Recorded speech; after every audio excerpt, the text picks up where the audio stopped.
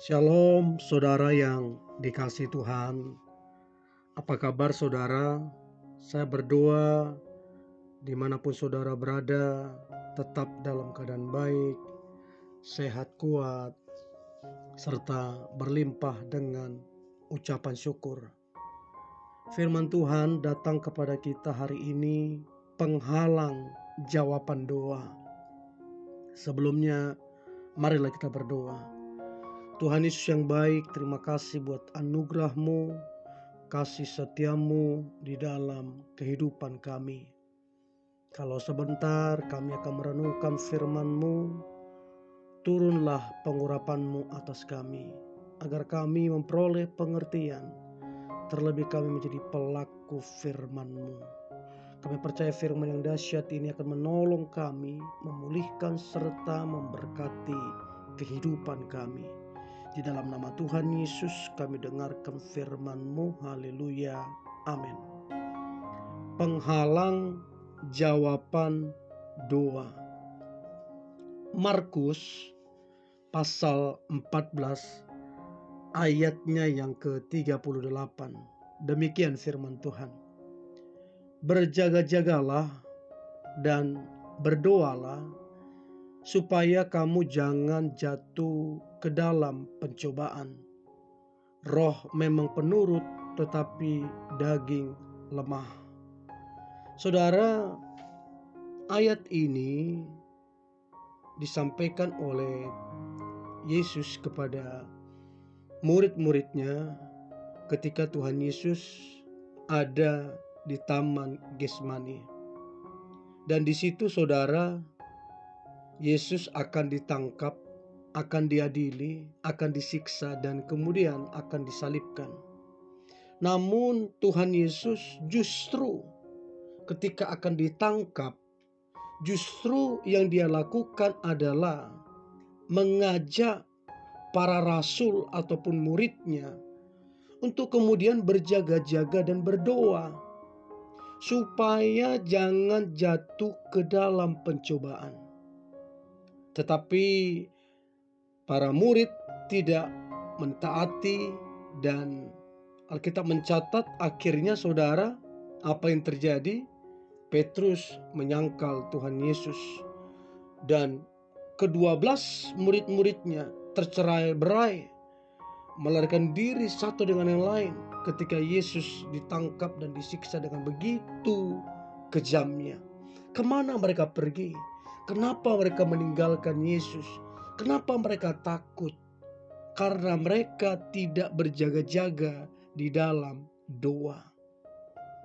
Saudara, berdoa itu bukan sekedar melipat tangan, bukan sekedar tutup mata lalu kemudian kita meminta sesuatu. Berdoa bicara tentang komunikasi dua arah antara kita dengan Tuhan. Dan di dalam doa kita, percayalah, tidak ada yang sia-sia. Nggak ada yang sia-sia saudara. Jawaban doa nanti seperti apa, itu urusan Tuhan. Yang pasti jawaban doa adalah yang terbaik. Ya, saudara, seringkali ada orang berdoa, seringkali besoknya langsung dijawab. Atau detik itu juga dikabulkan saudara. Tetapi ada juga orang berdoa menunggu bulan sampai tahun, tak kunjung juga doanya dikabulkan oleh Tuhan Yesus. Nah, apa yang menjadi penghalang? Nah, ini perlu kita renungkan. Apakah ini juga ada pada kita sehingga ini menjadi penghalang doa kita? Dan saya berdoa penghalang ini akan disingkirkan dan kita akan mendapat jawaban doa yang terbaik. Nah, yang pertama saudara, apa yang menjadi penghalang adalah kurang percaya, kurang iman, atau kita bimbang saudara. Di dalam Yakobus 1 ayat 6 dan 7 dikatakan, hendaklah ia memintanya dalam iman dan sama sekali jangan bimbang.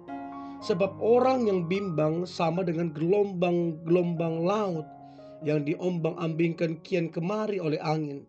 Orang yang demikian janganlah mengira bahwa ia akan menerima sesuatu dari Tuhan.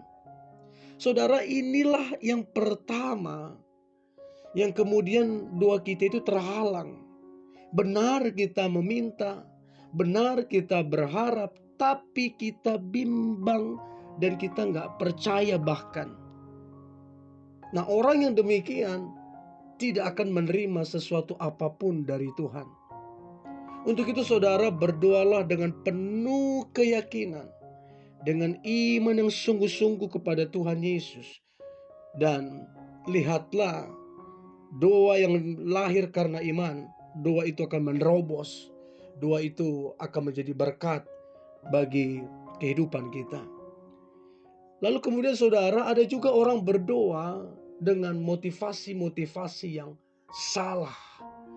Ada kerap kali orang berdoa untuk doanya itu membalaskan dendamnya ke orang. Ada juga orang mendoakan orang lain supaya jelek segala macam. Jadi ada macam-macam kategori doa. Yang pasti saudara, kalau doa kita udah salah, motivasinya salah, gimana mungkin Tuhan akan menjawab? Sudah pasti akan ditolak karena motivasinya udah salah. Yakobus 4 ayat yang ketiga. Atau kamu berdoa juga tapi kamu tidak menerima apa-apa karena kamu saudara salah berdoa. Sebab yang kamu minta itu hendak kamu habiskan untuk memuaskan hawa nafsumu. Jadi saudara, apabila yang kita minta, yang kita doakan hanya kepentingan hawa nafsu saja, maka percayalah itu akan menjadi penghalang doa kita. Dan ini tidak berkenan di hadapan Tuhan. Ya. Jadi marilah meminta sesuatu untuk hal yang lebih mulia, untuk hormat dan kemuliaan nama Tuhan. Untuk kemudian kita menjadi berkat di dalam kehidupan ini. Lalu kemudian saudara, apa yang menjadi penghalang doa adalah dosa-dosa yang kita masih lakukan, yang kita masih sampai hari ini kita sembunyikan. Ya, Yesaya 59 ayat 1 dan 2 dikatakan, sesungguhnya saudara, tangan Tuhan tidak kurang panjang untuk menyelamatkan, dan pendengarannya tidak kurang tajam untuk mendengar. Tetapi yang merupakan pemisah antara kamu dan Allahmu ialah segala kejahatanmu, dan yang membuat dia menyembunyikan diri terhadap kamu sehingga ia tidak mendengar ialah segala dosamu. Saudara, benar Tuhan itu maha kuasa. Benar tangannya mampu menjangkau untuk memberkati kita.